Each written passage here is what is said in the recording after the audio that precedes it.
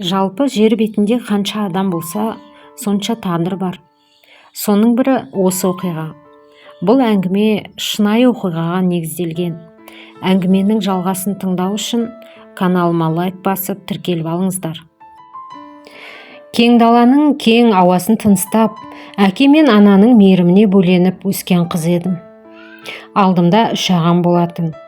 Ағаларымның алдында ерке құлындай тебісіп еркін өстім. Сабақты да жақсы оқыдым, алғыр қыз болатынмын. Көздерім үлкен, толқын бұйра шашым бар. Көбіне көрген жандар мені өзбектің қызына ұқсататын. Себебі қастарым қара, қалың болатын. Қуыршақ секілді кірпік қақпай адамдарға қарап қаламын.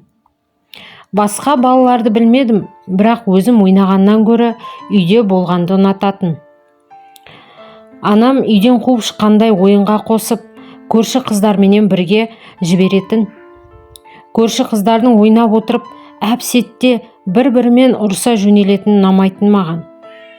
Одан ойын бола ма деп ойлаушы едім.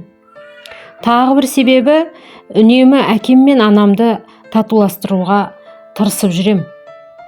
Тоқырау заманның барлық балалардың уайымы бір болған шығар сірә.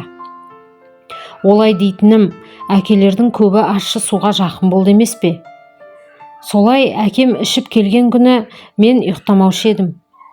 Әкемді ұйықтатып, анама хабар берем. Әйтпесе, ішсе анама маза бермейді. Бірақ анам менің еш уақытта төркініне, не басқа жанға шағым айтқан еместі. Үйде өзіміз ағалармен бірге анама сүйеу болатынбыз. Жалғыз қыз болғасын, әкем ішсе де мені тыңдайтын. Сөйтіп, уақыт зырғып өте берді. Әкем ащы суды қойды. Мүлдем аузына алмайтын болды. Тіпті темекіні де қойып кетті. Содан соң жағдайымыз бір шама түзеле бастады. Ағаларым мектеп бітіріп, әкеме көмек беріп, артынша оқуға да түсті. Ал мен мектептегі сабағымды оқып жүре бердім. Арманым асқақ болатын. Өзім шет тілін сүйіп оқыдым. Түрлі сайыстардың алдын бермедім. Сөйтіп жүріп, мектепті алтын белгіге бітіріп, армандаған оқуыма түстім. Бірақ бәрі армандап, адам армандап, өзі ойлағандай болмайды екен.